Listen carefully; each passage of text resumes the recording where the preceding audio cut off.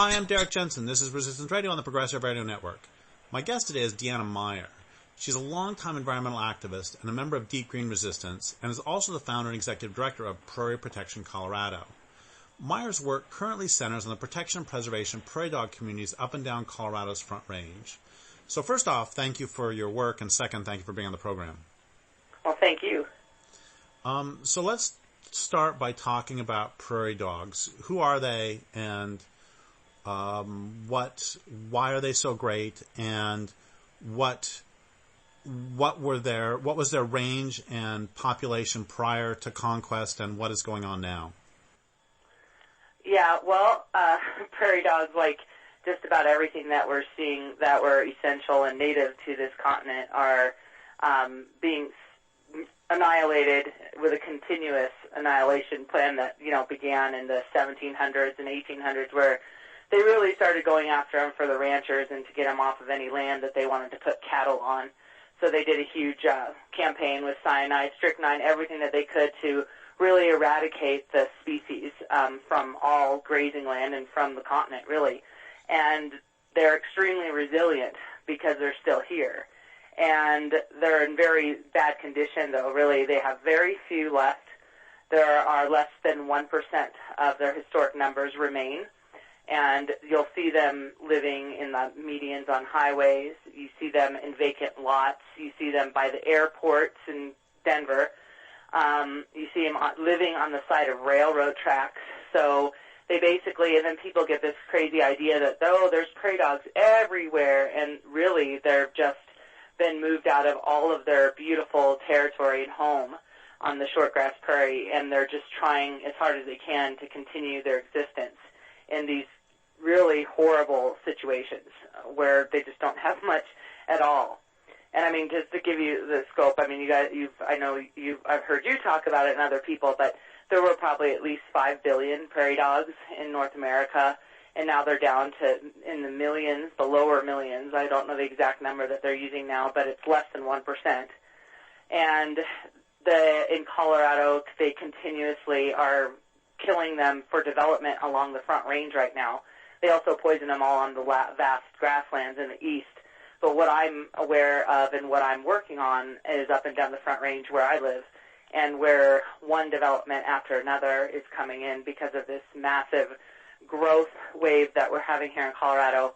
And they just kill most of them using aluminum phosphide, which is phosphine gas, and they get gassed in their burrows, and you just see fewer and fewer and fewer of them around, and it's really heartbreaking. And they are an amazing species, and everything that we learn about them, and more people are starting to care a lot more about prairie dogs because nobody was really aware. They just have this horrible stigma, like all things that this culture hates. They all of a sudden are disease carriers, they're plague carriers, they're just dirty little rodents that serve no purpose other than destroying land, is the myths out there that a lot of people hold on to. But more and more people are starting to understand through extensive studies, thanks to Kon Slobodchikov and John Hoagland and other people who've just done an enormous amount of work, that they have like the most complex language ever studied. They're extremely social.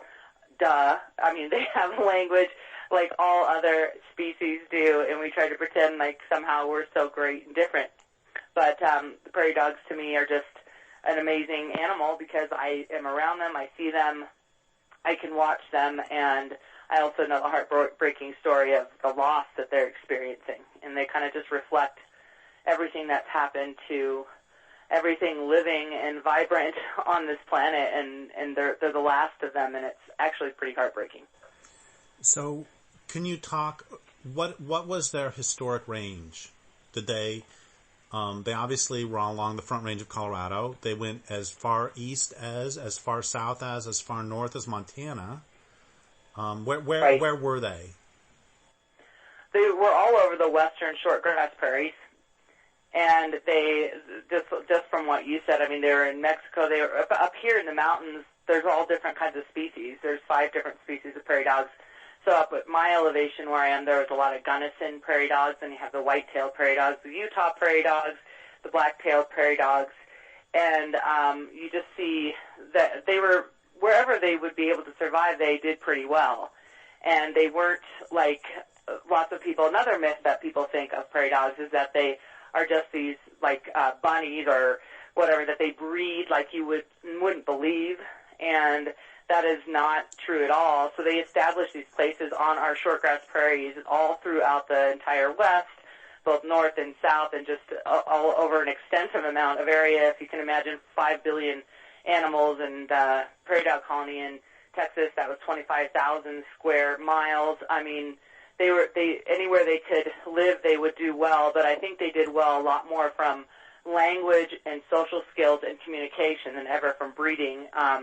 They actually go into, the females go into estrus for about a year. And they have one litter, and they have between 2 and 8, usually between 2 and 4 babies, and at least half of those are predated. So you can imagine how long it took them to get to those large numbers across the prairies. And a huge myth that people have about prairie dogs is that they breed like rabbits, they spread like the plague, and they carry the plague too all over, and that they're out of control. And all of that is just nonsense. I mean, they do establish territory, and they create towns and colonies, and so they'll spread out over an area to where they're supposed to and to feel comfortable in. But, you know, the myths keep carrying on like that. But they were just anywhere that they could live and have a good food and be out on the prairie and see for long ranges. That's really important to prairie dogs, so they can see the predators. They did quite well. Can you talk about, there are keystone species, right? Right. Can you talk about that concept and talk about how that applies specifically to prairie dogs? Right. Well, I call them the coral reefs of the prairie, and there's up to just 180 vertebrates that depend on them. That's not counting all of the insects and all the plants and every other living being that depends on them for a healthy prairie community. And in order to have a healthy prairie community full of life, of all these variety, hundreds of different species, the prairie dog is absolutely essential. So even black widow spiders, rattlesnakes, all kinds of different insects, the plants and everything are benefit from and are dependent upon the healthy numbers of prairie dogs out on prairies.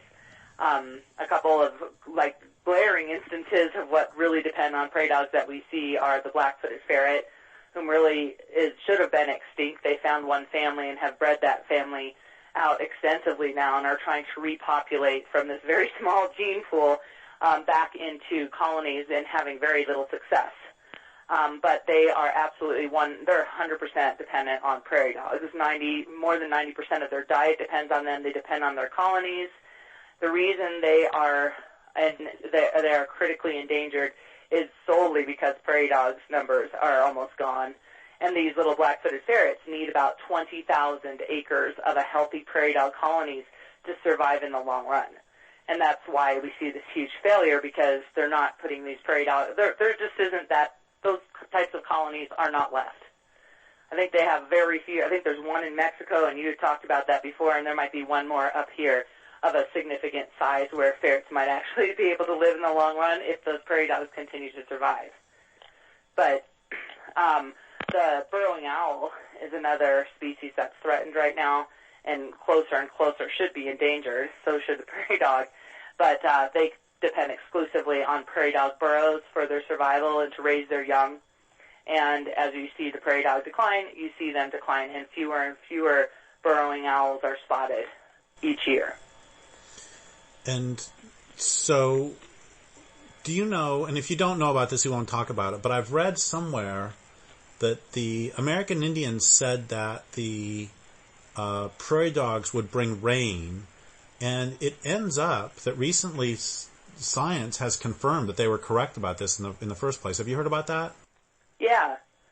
So I guess the Hopi saying was, if you kill all the prairie dogs, there'll be no more rain. And basically that was just kind of a known statement that people had heard over and over.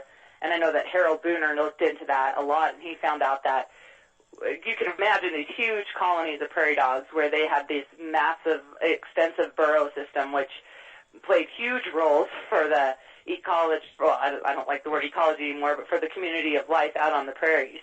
And they have these huge networks of these aeration and the holes in the prairie over, just imagine that 25,000 square mile one, and the water levels would rise and fall with the moon like tides. And also and it would come closer up to the surface and everything else, and it would be much like the rainforest in terms of creating condensation. The holes also help the water rise to the surface much more easily than it would if you don't have any aeration holes throughout the soil. So they did find and have said that, of course, it's true that the prairie dogs did create a lot more condensation out on the prairies, similar to rainforest.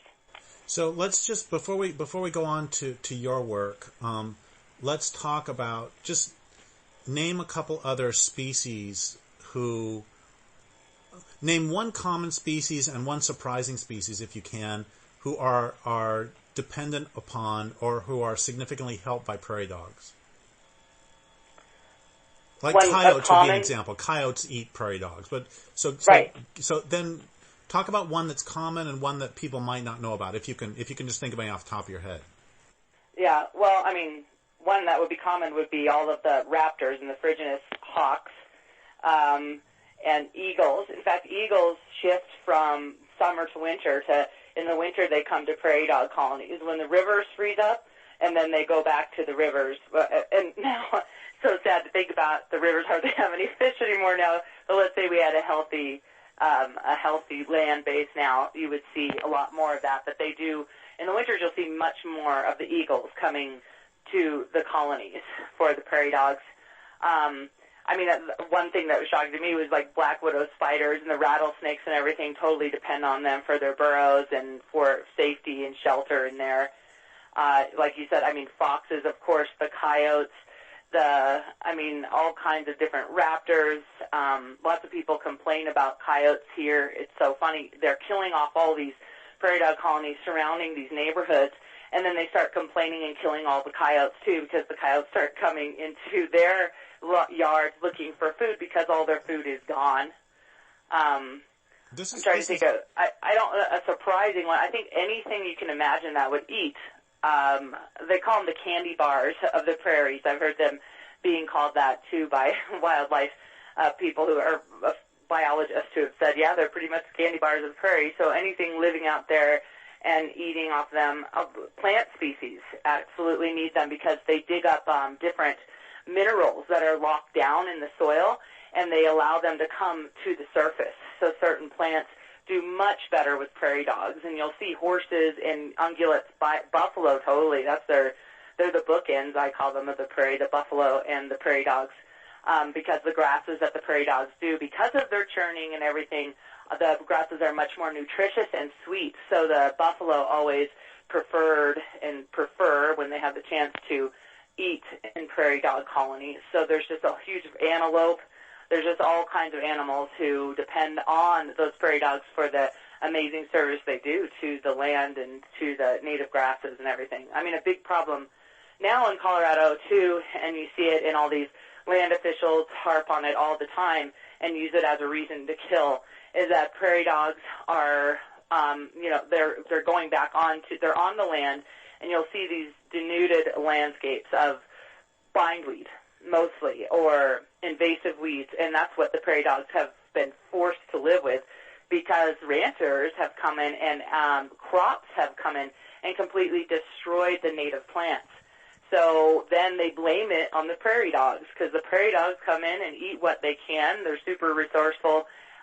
Then you'll see more of a bare land or weeds taking over there, but really it's not the prairie dogs, it's the damage that's already been done to the soil, and which has totally made it impossible for the healthy native plants to survive in those areas. And that's almost everywhere in Colorado now, just about, that has been tilled, which is, almost all the land that I have seen. So before we talk about your work, I want to go back to this candy bars notion for a second. And of course the prairie dogs are wonderful beings for themselves and not merely as food for others, and you and I both know that. But having said that, some of the pictures that you've sent me of prairie dogs that you've taken, you've taken pictures, are the prairie dogs. Some of them can be pretty fat little creatures, and that suggests a nice little meal for a nice big meal. I'm meaning this in a value positive sense, actually. A nice chubby meal for someone who wants to get it. There's a lot of nice fat for them to eat. Right. Yeah, and it was funny because I don't know very much about this, but I was talking with Stephanie C. From the Buffalo Fields campaign, and she had just met somebody from a local indigenous tribe in that area, and she was talking with her about prairie dogs, and she had said, and that was the first time I heard that too, because you just don't hear it very often, but she said, our people love the prairie dog. We ate more prairie dogs than we did bison. That was more part of our diet than it was with the buffalo, and she just said she thought that was really interesting, and I did too. It makes sense. It makes sense and the whole thing is when you have a huge, healthy population of these prairie dogs out on the prairie, they are part of the land and part of the health of everybody else connected to that land, just like salmon or whatever. So, of course, they feed everyone when everything's healthy and in balance. So before we get to your methods of protecting colonies and some specific actions that you're working on, can you briefly also just tell the story of how you started working on prairie dogs? Because as I've said to many people many times, you are one of my heroes for getting off your butt and actually seeing a problem and doing something about it. And so can you tell that story? Because I find it so inspiring, and I want every damn person listening to this to A, listen to it, and then B, do the equivalent wherever they live. Right, yeah. Well, I mean, it first started with reading your work and with understanding the problem, which I always knew there was a huge problem, and your writing connected all those dots for me and gave me this huge urge to do something, because I knew that I wasn't crazy anymore and that there's a huge issue out there and that we need to get off our butts and do something. And then I've just started paying attention to the prairie dogs. You talk a lot about the prairie dogs, you always have in your books, which made me really start thinking a lot more about them, who they are, what they're doing. I live right here in Colorado. I've always loved prairie dogs. I've always thought they're so cute, that kind of thing. But then when I started reading, connecting the dots, understanding who they really were, reading your work and recognizing your love for them as well, then really starting to pay attention, I started noticing how few of them were left as compared to how many of them were around when I was young. And then I saw this colony I've always paid attention to, started watching this colony, would pull over all the time with my son, just watch them. And one day we drove by this colony off of Daniels Park Road where I live, and it was gone. They had killed everybody there, or had killed most of all the population, and I was just devastated. And then I started thinking about the other last big colony that I had been familiar with since I was young, and I started really worrying, I better do something now, because every colony, and this is true, every colony we see in Colorado right now is in danger on the Front Range for sure. Any plot of land that isn't open space and protected, and even then they're getting killed all the time. So I went and just started researching what's going on in this colony, and then I found out that they were going to build the nation's biggest mall on top of this huge 166 acres of prairie dogs, which isn't huge if we think about what's supposed to be on the land, but for what is left now, it was one of the biggest on that Front Range as well. So biggest mall on top of one of the biggest remaining prairie dog colonies. There were thousands, probably 8,000 to 10,000 prairie dogs there. And so then I just didn't know what to do, started wringing my hands. Then you helped and got me connected with some other activists, and we just started, and I didn't know how to start a campaign, but I was kind of directed on how to do it, and I just started writing petitions to get signatures so that we could get an email list. I started writing emails every single day to everybody on that list. I gathered a big core group of people who would get on phone calls every night and talk about what we were going to do to save them. We started going to every single city council meeting and really working on that angle. And then when they approved the final stage of what they needed to in the mall, so we pulled a referendum on there, got out on the streets, got all the signatures. They ended up killing most of the colony, but there were hundreds of survivors, and we did end up in the at the end, saving all the remaining survivors, of which there were several hundred. So we ended up doing not what I would have wanted to have done, which would have been to save everybody or to stop them all is what I would have wanted to do. But in that we did a lot more than just save the several hundred that are still sitting out here where I live. But we also just really ignited a huge wave of people caring and understanding and learning a lot more about the prairie dogs, and we made a lot of press out of it too. So all of that was good.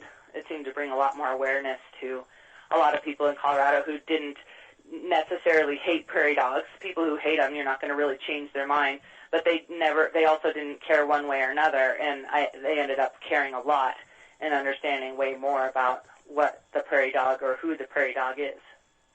And I want to emphasize, or would like you to emphasize, if it's true, that you didn't really know what you were doing at first, and you didn't let your ignorance or naivete or just lack of experience or whatever we want to call it stop you. And also, if you could mention one more thing before we do this, which is one of the actions that you did, or one of the things you did was to, or your group did, was to get students involved, get children involved to go speak at wasn't the state legislature or the Denver City Council or something? What was that? Yeah. Well, they were trying in Denver, or in Colorado, they already have a Senate bill that they passed in 1999. It's called Senate Bill 9911. And what it does is it restricts, and I'm dealing with that right now in one of our campaigns, it restricts any prairie dog relocation over county lines unless you get the approval of all the commissioners of the county that you move the prairie dog into. And what that has done for people who would like to save prairie dog colonies is basically made it impossible, because it is very rare, I think it's maybe happened once since 1999, that commissioners will approve of a prairie dog move into their county, because they all hate them. They don't want prairie dogs in their county. So, and that bill was passed as really a slap in the face to somebody who was quite, who had made quite a lot of accomplishments in saving prairie dogs and had actually put together a land trust, and her goal was to put as many prairie dogs as she could onto that piece of land, and they stopped it through that law. So this law in the beginning of 2016, they were trying to pass a bill that would do the same thing for within county relocations, which would mean if I wanted to move those prairie dogs at the Castle Rock Mall, and it's already impossible to do, not impossible, it's already extremely difficult to do a relocation with all the already horrible obstacles that we have to overcome. So they were going to add just another obstacle, which would mean the commissioners would have to approve of any move of any prairie dog to any place within the county as well. So we got involved with a school, Denver Expeditionary School, and they all got really excited and wanted to help save the prairie dogs. So we got a huge class to go to that hearing. And it was kind of sad because they knew we were all coming, and on purpose they made sure that this oil bill was going to go first, which means that the kids did sit there for about an hour and a half, but that went on for 4 hours. So then the kids came back, the ones who were talking, as soon as they just were on hold. They weren't going to go away. And there was a panel of 3 girls that did a really awesome speech to the Senate at the hearing, to the committee that was listening to it. And they did end up throwing away that bill. So just to be clear, they killed the bill. Just to be clear, the state legislature knew that children were going to be involved, and so they intentionally put other things in its place so that in an attempt to discourage these children from sticking around and participating in this civic process. Is this what you're implying? Yes. Yeah. That's great. And the whole thing was a nightmare because they postponed it 2 times. They tried, I do believe, in retrospect, looking back, that those kids had a huge, huge impact on that bill being killed. It was they call it the Kill Bill Committee, But we had, when you start lobbying and stuff, you get the insights. And there was one person who was going to vote as a favor to these ranchers for the bill, and the pressure that we put on that person, on her, it was Sue Ryder, the pressure we put on her with those kids turned her vote around. And she just couldn't do it anymore because of the press. The kids got in. The press loves kids, so we got a great article in the Westword. We got a lot of press. They got a lot of press. And they kept trying to postpone the hearing, which is extremely frustrating because the one time they postponed it 1 hour before the hearing. And why did they postpone it? Because the person who wrote the bill, Kevin Priola, and I'm not saying this is intentional or not, but he went to go see the Super Bowl, and his plane got delayed, so they canceled the hearing an hour before. The kids were devastated. They were all dressed up. They were all ready. They all had their speeches. Then they postponed it again about 3 days before, and then finally they did it, and then they pulled that trick where the whole room was full of the class because they brought 75 kids in there. So 75 kids, and they're third graders, and they sat in there for an hour and a half, very quiet, listening to this oil bill being presented, which was important too. But they, I'm sure, were very bored, but they were quiet the whole time and sat there waiting. And when like I told the teacher, this is going to take hours, and it did. But they came back. But yes, it was, and I believe very much it was intentional. Well, civic participation is good unless it's going against industrial capitalism. Right. So let's talk about the focus of your work and some of the projects you're working on right now. So what we've been doing in the past couple years is just mounting one campaign after another. So we do a lot of our work through our Facebook page, and that's just Prairie Protection Colorado, and we talk about colony. People come to me and say, oh my gosh, I'm so concerned about this colony, can you help? And then we kind of look at the colony, at what's happening, as we figure out if we have any kind of leverage, and if there's something we can do about the colony. And then we just go in and kind of do what we did with the Castle Rock Prairie Dogs, or the Mall Prairie Dogs, and we just do several different techniques at once. The biggest thing we do is apply as much public pressure as possible on the local governments so that we create really a nightmare for them if they were to decide to kill the prairie dogs. Public relations nightmare. For example, wasn't Naropa Institute, which presents itself as all eco-groovy and everything else, weren't they going to kill some prairie dogs? Yeah. Naropa filed for a kill permit in Boulder City. Before you kill prairie dogs, you have to file for a permit to kill them, which was that law came into place with activists in the 90s. And then they advertised the kill permit and tried to find a place to put the prairie dogs before they give them the permit. So they allow for a 60-day public notice period where people can try to find the land, and after that happens, they kill them. So that's what Naropa was trying to do, was open up that time period so that if nobody came up with land, they were going to kill. And, of course, nobody ever comes up with land. So we, of course, noticed that right away, and here this is a Buddhist-inspired university, and they are planning on killing prairie dogs. And they received so much opposition from just making it really public what was going on, from protest, calling the Dalai Lama, from getting as many people involved in the situation and writing about it as we could, and they ended up pulling the permit. And the prairie dogs are still there at the Nalanda campus today. And before we go on more, I just want to emphasize that prairie dogs, I mean, like you said, they live in medians.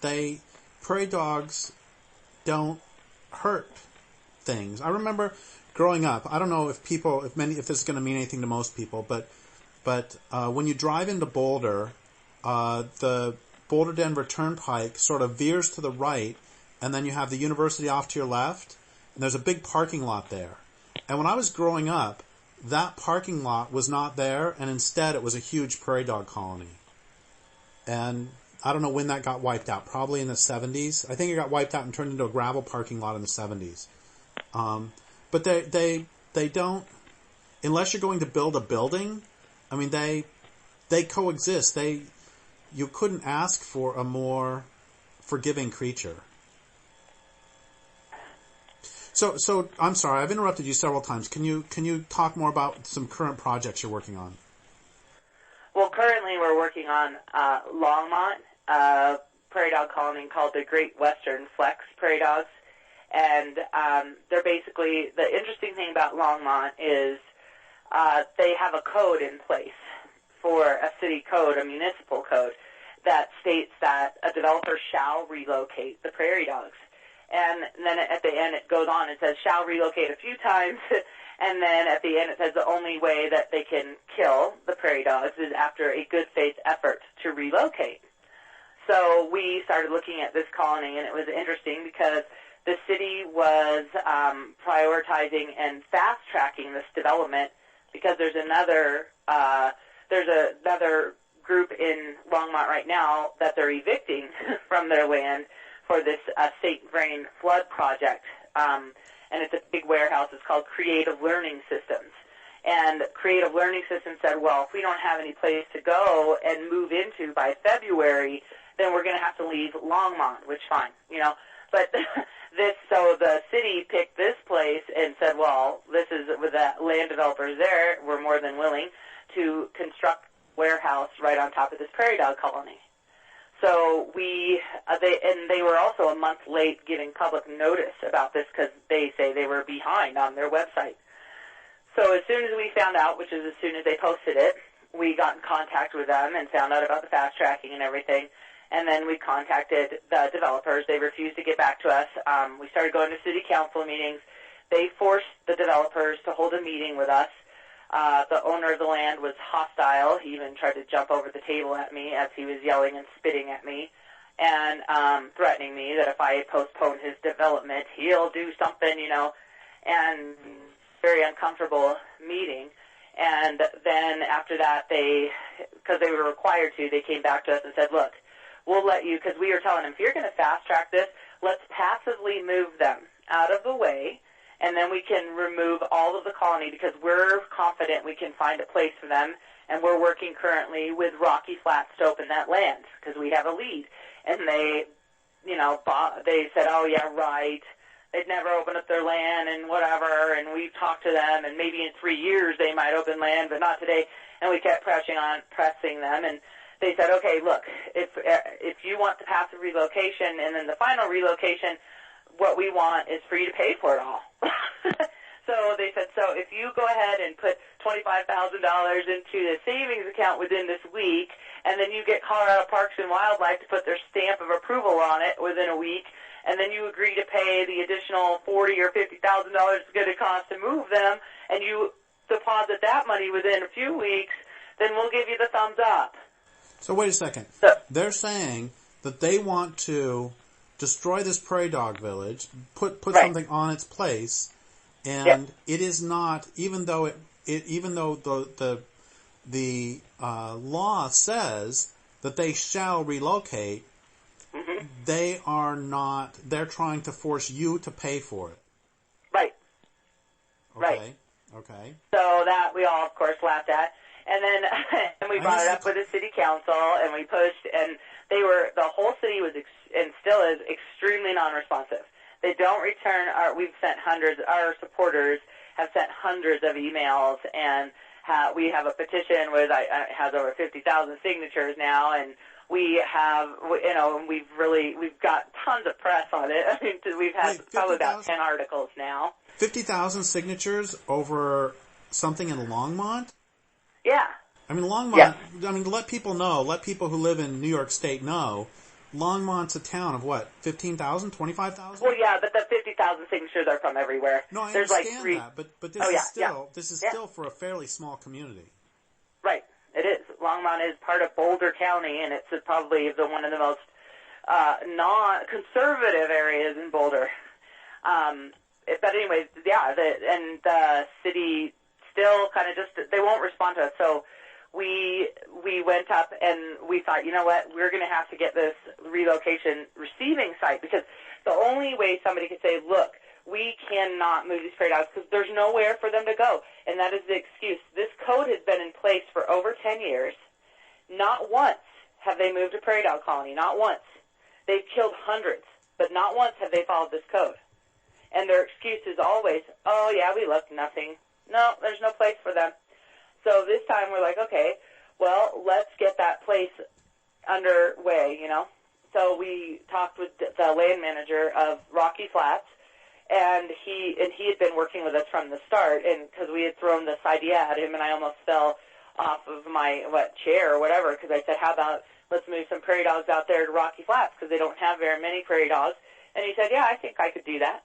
And I still was in disbelief till even now that he was so supportive. And then he worked and he changed the NEPA laws, and he did a NEPA so that he could show that he did a bunch of legwork, got it all ready, said it's open. He sent the letter to the city and to me that said, yes, receiving site Rocky Flats is open for these prairie dogs. And then the city says, oh, no. And so then they told, because nobody wants to save these prairie dogs. And so then they told the land people about it, and now we're in the process of just kind of waiting, because then the land people said, the landowners, the developers, said, oh, gosh, and the city are like, oh, gosh, the only way we can get out of this is if Colorado Parks and Wildlife doesn't give the permit or if the commissioners don't okay it, which also I don't know if they'd be able to get away with that either because Rocky Flats is federal land. So it's a whole other, legal issue in question. But David Lucas, the manager of Rocky Flats, is looking into that and seeing what's going to happen with these commissioners. But we have to get their approval because it's cross-county line. And I don't see why they would say no because the land is so far from any of theirs. It's on a federal refuge. And it seems like even Rocky Flats and the managers there are pretty confident they'll approve it, but I don't know yet. And so we're kind of waiting on that. And then we'll see what happens from there. They're not going to want to hire us. They'd rather die than hire somebody who could relocate prairie dogs well and ensure a survival rate. They're going to try to hire their people who have never even done any relocations before, and they're extremely complicated. And, of course, the land manager at Rocky Flats isn't going to allow that. So it's an interesting – we still have a long way to go on this colony, and I have no idea what's going to happen. Just like last week, and I shared that with you, but we had another group of environmental activists. They're called the Rocky Mountain Peace and Justice Center, and they have been fighting Rocky Flats for a long time. And recently – and I knew this was going to crop up, but recently they had filed a lawsuit against Rocky Flats because Rocky Flats wants to open up the refuge in 2018 for visitors. And they have filed a lawsuit because Rocky Flats is where they created and produced a lot of plutonium back in the Cold War, and they were negligent about what they did, and it's a Superfund site. So they have the whole area where they created this plutonium. It consists of about 1,300 acres, sealed off, poured with concrete, all of that. And they've contained the nuclear waste. This group says, no, they haven't. It's going to kill everybody probably on the planet. And they think that, so then they got involved in where we're putting these prairie dogs is 1 mile. It's beautiful, actually, out there on Rocky Flats. And just like Chernobyl or anything that we learn about where you see where there has not been human impact for a long time, they really rebound and they come back. And this place in Rocky Flats is so amazing because it's one of the only places up and down the Front Range that has never been tilled. Nobody's ever taken a plow to this land. So when you walk out there, you see all these native plants that you see nowhere else. I've never seen. It has some of the most diverse native plants.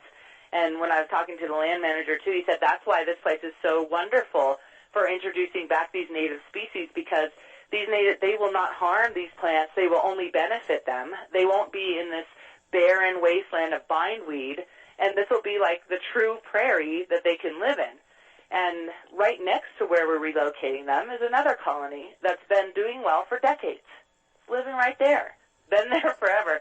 But this environmental group went out and did a huge press release that said, prairie dogs being moved on to Rocky Flats will unleash plutonium and endanger everybody in Boulder.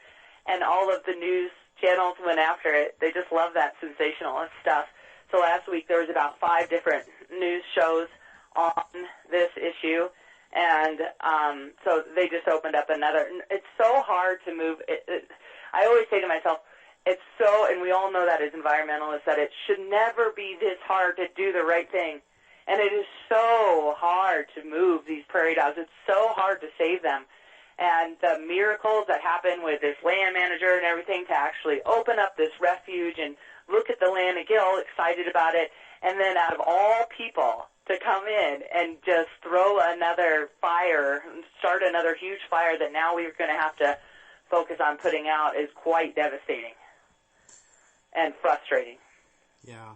So, oftentimes, peace and social justice activists are not always friends of the earth. Right. Right. They're quite often certainly not ecocentric. Quite often. No.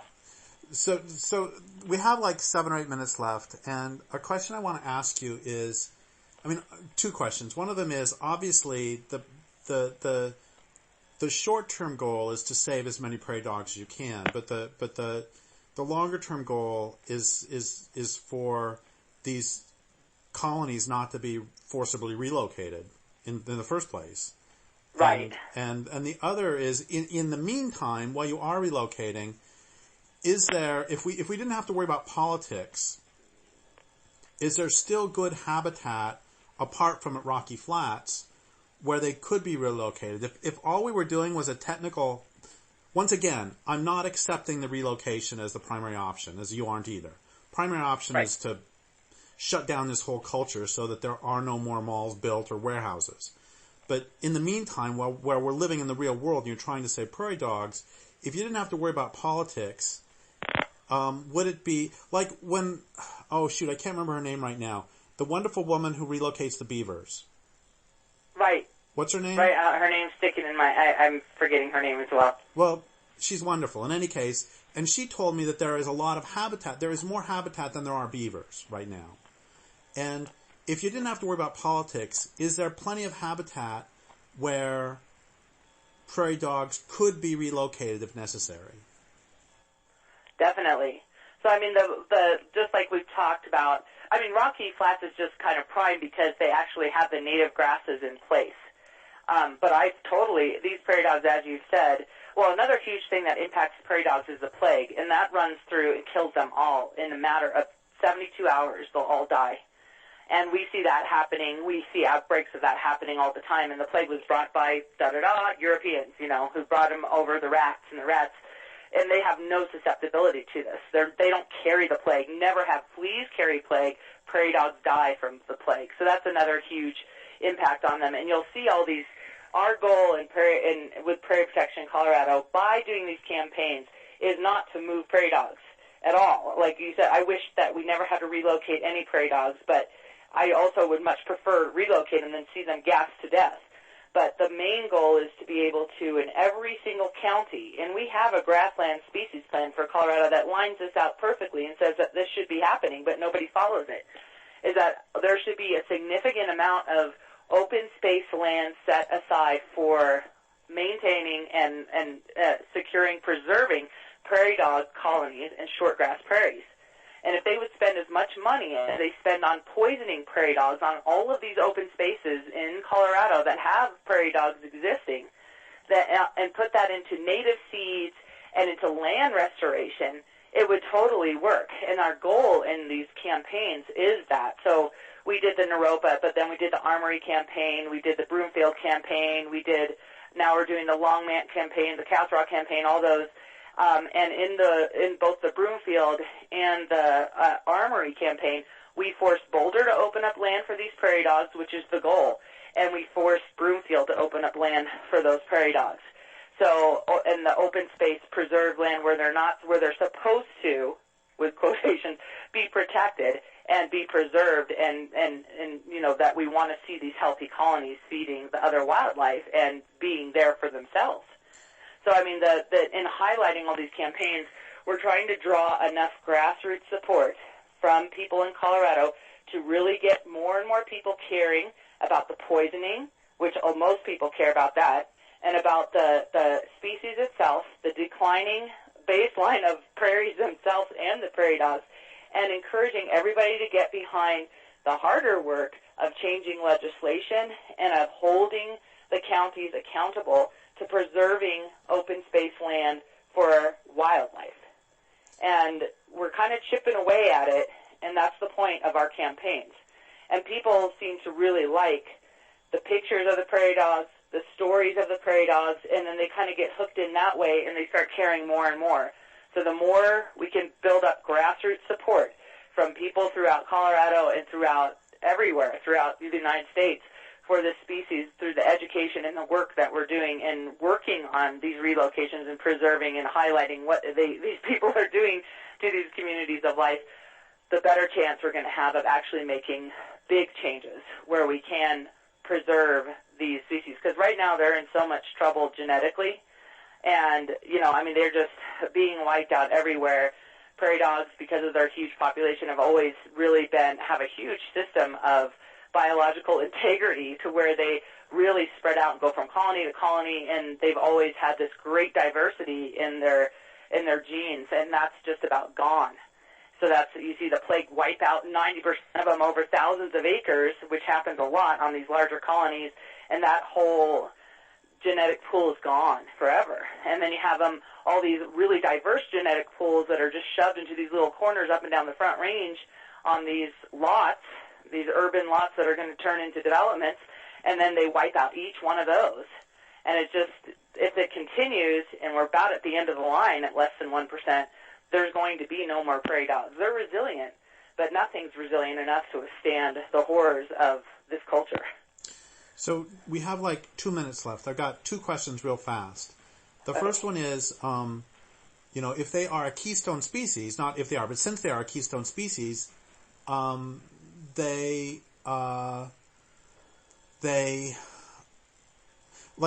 there are lots of results of when they reintroduced wolves or when wolves came back to Yellowstone that it helped all sorts of creatures. So couldn't prairie dogs be used not only for themselves, but couldn't they be used as land restorers to put prairie dogs into a place that has been harmed and then watch it over decades or over even years that fast as it rebuilds through the prairie dogs doing the work? And then the second question is going to be, how can people help you in Colorado, and also how can they do this with whatever issues are important to them where they live? And I'm sorry it's so fast, but we got 2 minutes for both those questions. Okay. Well, definitely what you said about the healing of the land, that's what, even at Rocky Flats, the point that I'm really pulling out is that all land's destroyed. Rocky Flats certainly has its own set of issues, but the only thing that's going to heal the land are the species of the prairies, of the prairie community itself. And what our job is really is to get everybody back out there, get the bison out there, or the buffalo, the prairie dogs, all the, native plants that we can help, with that, and get everybody out there and step back, because they know way better what to do with the prairies than we do. That's their home. They're the healers, the mycelium, bacteria, fungus, lichen moss, all that stuff. If we lay it off of it and quit trampling all over it and quit trying to control everything, it will eventually heal itself.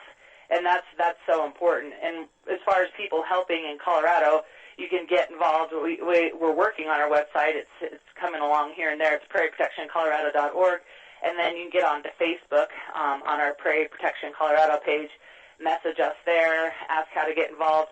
We definitely have a lot of work and places and things that people can do, and anybody outside of Colorado can get involved on that page.